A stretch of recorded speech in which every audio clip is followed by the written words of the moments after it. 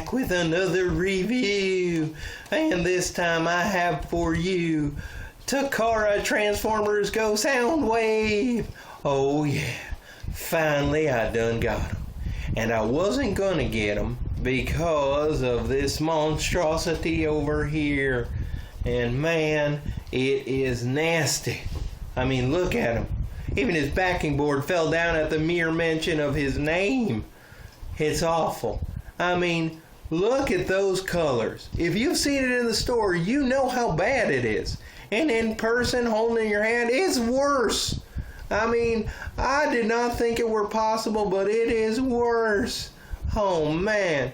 Now, this toy looks like it was colored by Picasso and Van Gogh went out drinking, and then they got real drunk like and was walking around and they threw up, and somebody put it into a paint bucket, and then they gave that paint bucket to Jackson Pollock, and Jackson Pollock painted that figure right there.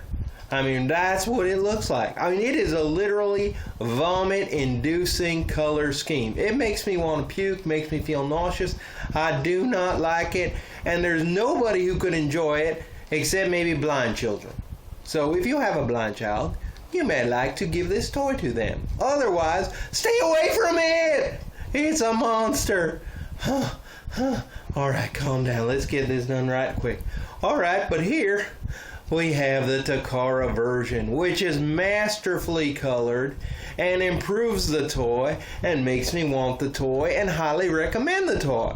I mean, so color scheme works. When it works, it works. I mean, but really, if we think about it, should colors really matter? I mean, think for a moment. I mean, really, when you think about it, toy's still the same, but the color scheme? Powder blue! Yes, it matters. It matters a lot. Not only that, but also the Hasbro version, at least mine, has a lot of QC problems. Loose joints, things fall off. Terrible. Terrible toy. Takara version, thumbs up, buddy. And I have a thumb to give you a thumbs up this time. But let's go, and I want to show you the back of the toy, and then we'll be done and move on to the next. Hold on. Alright. Here is the back of the toy. And if you can go and take a look, there's a lot of warnings on it. But the picture on the Takara one is the same exact color scheme as shown for the Beast Hunters version. Let me show you that too. Hold on. I got it. Here it is. And it's the same picture. Same picture. Right there. Alright, so just so you might enjoy that. And next one we'll do Tales of the Beast Wars. What? Again? Man, Tales of the Beast Hunters. I gotta get my mind right. Alright, I did want to give you guys a quick showing because I forgot with the Japanese Hunter Optimus Prime to show you, but this is the Japanese instructions, and they're just like the American one, except they got the Japanesey on it. Same picture, almost everything's the same. The only real difference is right here. And this is, we can look over here where it gives you some good advice. Over here, okay? Eating squares will make you cry. And that's true. If you ever try to swallow one of those blocks, it'll make you cry. Number 2, doing stupid things will make you slap yourself in the eye. And I think we've all done that.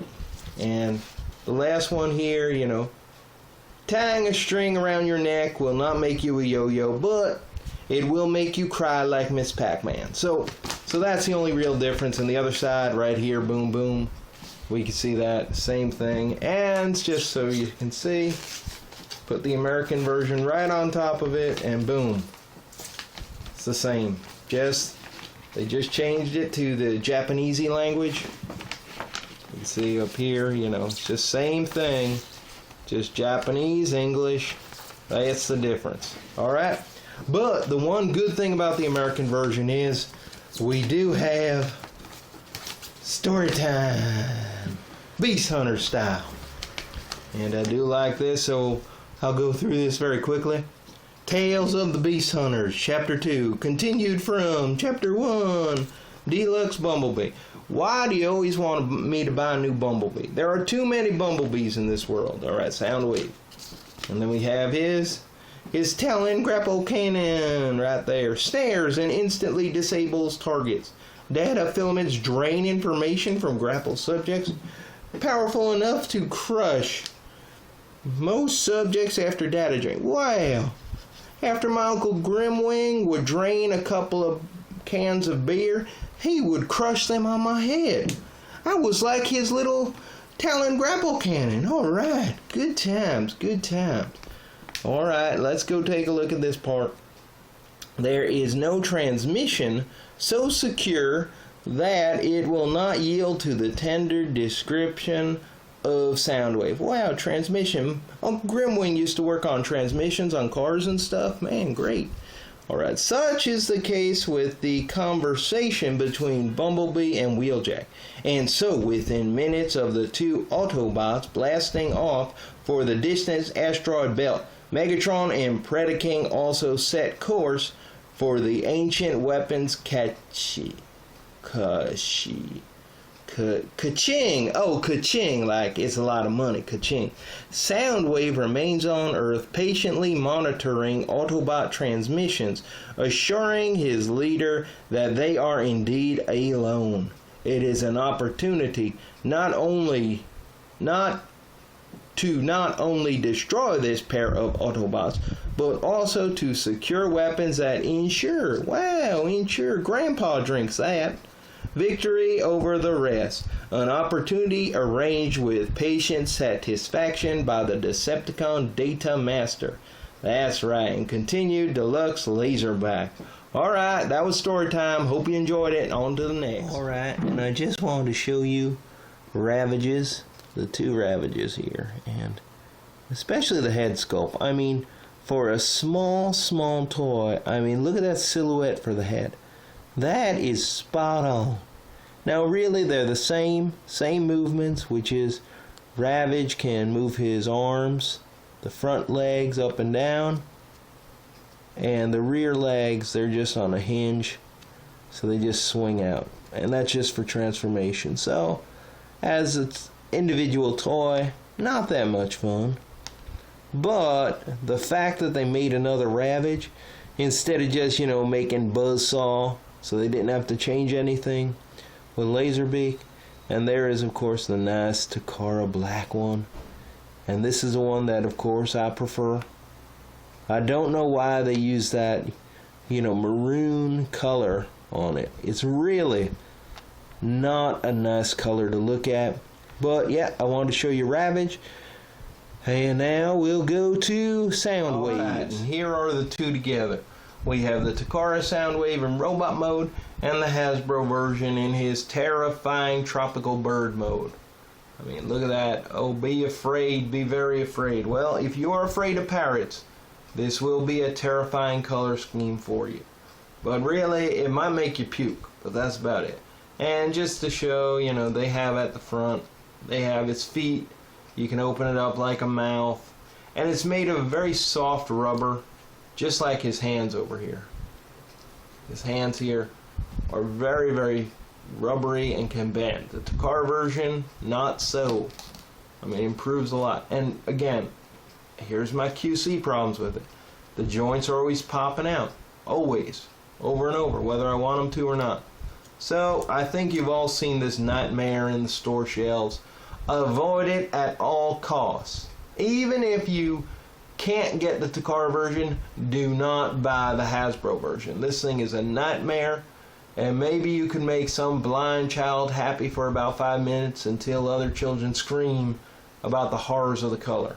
I mean, so that's my opinion on that one. But here we have the Takara version, and here's where, just like a color scheme can destroy a figure, a good color scheme can save a figure. Because here we've got Soundwave, and we can take a look, and you can see the great details in the molding.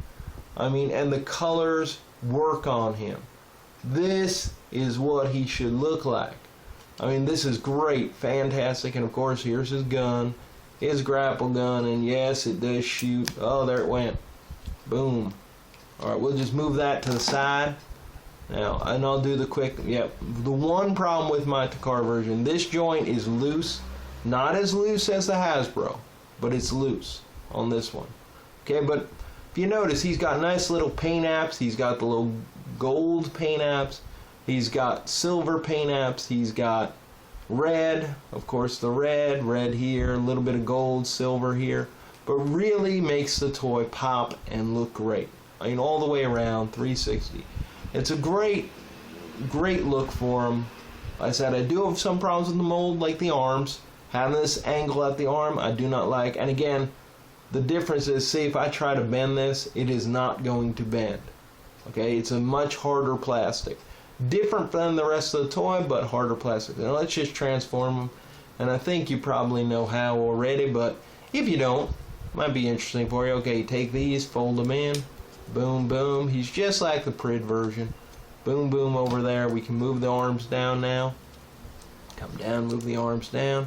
Now the part that always fights me. This is where Soundwave likes to fight. Is when you try to put his head away and he just will not listen. Soundwave, head inside. Oh, there he goes, there he goes. Oh, I got him. I got him. I got him, finally. Finally. You don't know how many times I did that and it didn't done work. Alright, we get to the feet and we just fold the feet up here. Feet up here. The back part of his legs, you just fold down together. They'll just go together nicely. Flip them over and we're going to pinch this back part here. It just clips together. Same thing up here. Now we just clip everything together nicely. Everything should come together in a nice way. Boom, boom, boom. We're getting them done nice and quick, fast, fast, fast, fast as I can. All right, get his little beaky together over here. Then the arms just fold down, swing them around. They clip up here. They clip up here, and then we gotta shove them in the side. Now the Takara version, you gotta lift it up and push it in, not just shove it in from the side like the American. And it makes it much more stable. And here is the Takara version of the vehicle mode, which is very nice. I like it. But again, here's where the openings are. So they didn't bother to fill in a lot of openings, which makes me feel like, man, if they got rid of this piece, you could have workable knees and would improve the toy. But not bad, not bad, Takara. It makes me like this toy. I do like this one. This one I loathe. I have a lot of contempt for it, but this one, man, I like it. It's good. Alright, now's the time for the decision. And I put up two characters over here, Dead End and the Generations G2 Megatron over there. And I did that for a reason, because both of them are outrageous color schemes.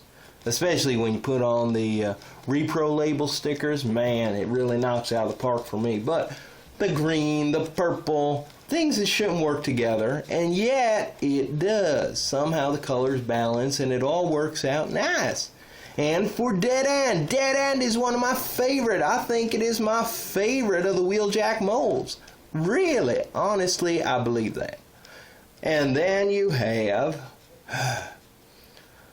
Beast Hunter's Soundwave, which is the worst color scheme I've seen since, oh, let me think, Beast Hunter's Starscream, and then you have Beast Hunter's Dreadwing, and then you have Beast Hunter's Ratchet. And I know they're probably thinking they're going for like G2 colors, and oh yeah, people remember. No, there's a reason people like the G2 colors, because they were outrageous, but they worked. But the stuff that Beast Hunters is becoming is just ridiculous color schemes that look like vomit. Hasbro, take a class in art to learn about colors.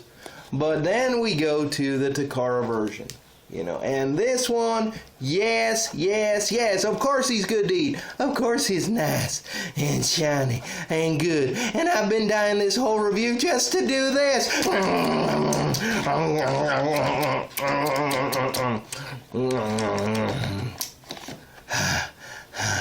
Yeah, it's good. It's good. All right then. See you next time. Bye.